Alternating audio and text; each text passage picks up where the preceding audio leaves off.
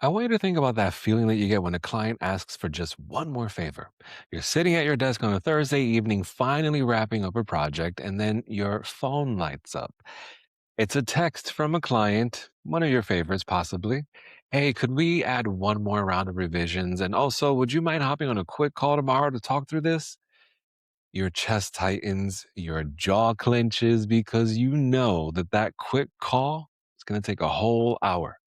And that one more round is going to cost you your entire Friday morning. I want to tell you about a client I had to fire. Let's call him Kevin. Great client on paper, paid on time, gave compliments, referred other people. We're talking about the kind of client that you brag about in like a business mastermind or you're talking about, with other business buddies. But behind the scenes, Kevin was killing my business. Every quick thing added up to an extra 15 hours a month that I wasn't billing for. I was losing money on a client that everyone thought was my best one. And here's the part that really messed with me. I couldn't bring myself to say anything because he was so nice, because he paid on time, but also because what if I set a boundary and he left? That fear, the fear of losing a good client by being honest about what isn't working. It's one of the most expensive fears in business. Today, my friend, I want you to think of this as a private session between you and I, just us in the room. And I'm going to teach you how to set boundaries with your clients that protect your profit, your energy, and your sanity without destroying the relationships that matter most. Let's get to work. I'm Luis Baez, and I've spent over 15 years in sales leadership and revenue enablement. I was recruited to work at major tech companies like LinkedIn and Google and Uber and Tesla where I contributed to over 600 million in revenue impact. And now I work with management consultants and fractional executives and boutique agency founders. And I help them replace that exhaustion of the hustle with systems that finally get them oxygen so that they can scale. I've coached hundreds of founders through boundary setting conversations just like this one inside the booked busy paid accelerator. And I've learned that the people who are the best at their work are usually the worst at protecting their time. Excellence attracts requests. Requests without systems become scope creep. And scope creep, when left unchecked, becomes burnout. This is how we fix it, my friend. Let me quantify what bad boundaries are actually costing. I worked with a boutique agency founder named Danny. She was running projects at a 20% margin. Her industry benchmark was 40 to 50%. When we audited her delivery, we discovered that every project was ballooning from 6 weeks to 12 weeks because of scope additions that she kept saying yes to.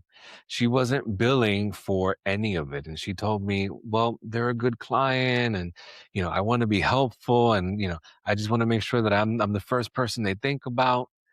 And so we calculated the true cost. We're talking about $120,000 per year in free work. That's not generosity. That is a boundary problem disguised as customer service. And it wasn't just the money, it was the time. Those extra hours on scope creep projects were hours that she couldn't spend on business development, new clients, on her health, on her family. She was giving away her most valuable resource to clients that didn't even know that they were taking it because she never told them. That's the thing about boundaries. Most scope creep doesn't happen because clients are malicious. It happens because the rules were never established. No one drew the line, so nobody knew that they were crossing it. The good news is that this is absolutely fixable, and the framework is simpler than you think. I call this the scope sanctuary protocol, and it has three layers: prevention, protection, and the hard conversation. Layer one is prevention, and this is where 90% of boundary problems get solved before they ever start. Prevention happens during the onboarding process. Before any work begins, you establish what's included, what's not included, how changes are handled, and what happens when someone requests something that's outside of scope.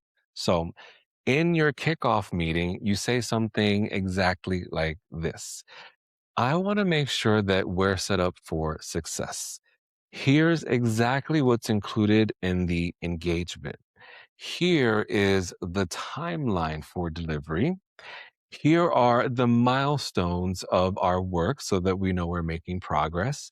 And if anything comes up that falls outside of that scope, which happens all the time and is totally normal, here's how we handle it. I'll scope it out. I'll send you a change order with the updated pricing. We'll decide together if it makes sense to add it. That one paragraph, that one statement, you just say that one time with that warmth and that professionalism, and that's going to prevent 80% of scope creep for the rest of the engagement because you've set the expectation that additional requests are welcome, but they come with pricing. The boundary isn't punitive, it's professional. Layer two is protection. So, this is how you handle requests in real time because they do come up mid project, right? There's a three-step process to this: acknowledge, clarify, and offer. Acknowledge, that's a great idea. I can absolutely see how that would add value. Clarify, that falls outside the current scope, which is focused on the three deliverables that we outlined. Adding it would be a separate engagement. Offer, if you'd like to move forward with it, I can send over a change order with pricing and timelines. Do you want me to scope that out? Notice the tone. You're not saying no, you're saying yes. And here's what that looks like. You're being generous with your willingness and firm with your boundary. Both are possible at the same time, my friend, and I never want you to forget that. Most clients respect this. In fact, they usually respect you more for it because it signals that you run a professional operation. You're not winging it, but you're leading it instead. Layer three is the hard conversation. This is for the client who consistently pushes boundaries despite your prevention and your protection systems being in place. This is the client that I had to fire. This was my Kevin. And it's the conversation that most business owners avoid until they're already resentful, exhausted, or losing money. Here's how I coach people through this kind of conversation: start with the data, not emotion. I've noticed that our last three projects have expanded significantly beyond the original scope. On the more recent one, we delivered roughly $15,000 worth of additional work beyond what was contracted. Then pause for a second, name the impact. What that means is that the engagement is no longer sustainable at its current structure. And I want to be honest with you about that rather than let the quality of my work suffer. And then you pause again and offer a path forward. So I see three options. We can restructure the retainer to reflect the actual scope of work. We can return to the original scope and handle additions through change orders. Or if neither of those feel right, I can help you transition to someone who might be a better fit for the expanded needs. That third option is powerful, not because you want them to leave, but because it demonstrates that you're willing to walk away. And that willingness changes the dynamic entirely. You're not desperate, you're selective, and selective people attract better clients. Here's the identity shift that makes all of this work. Most people think boundaries are about saying no, but they're not. Boundaries are about saying yes to the right things. When you set a boundary with a client who's taking too much, you're saying yes to the other clients who deserve your best work. You're saying yes to your own health and your energy. You're saying yes to the business you're trying to build, not the one that's slowly consuming you. Put your oxygen mask on first, my friend. You've heard me say that before, and I mean it. You can't serve anyone well if you're depleted. You can't deliver excellence if you're resentful, and you're definitely not going to grow your business if every ounce of your energy is going to clients who don't even realize that they're draining you. I want to tell you what happened after I fired Kevin. So within 30 days, I filled that spot with a new client who respected the scope from day one, paid more, required less, and referred two other clients who were equally professional. Kevin wasn't upset. He said, "You know what? I respect that. I want someone who runs their business this way working with me," right? And respected exactly my position.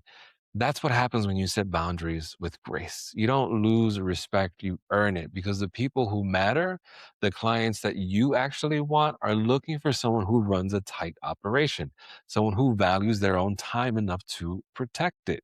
The clients who get angry when you set boundaries, those aren't your people. And the sooner you accept that, the sooner your business starts breathing. If you're in a situation right now where a client relationship is draining you and you're not sure how to have that hard conversation, or if your entire delivery system needs boundaries built into it from the ground up, that's exactly what we can work on together.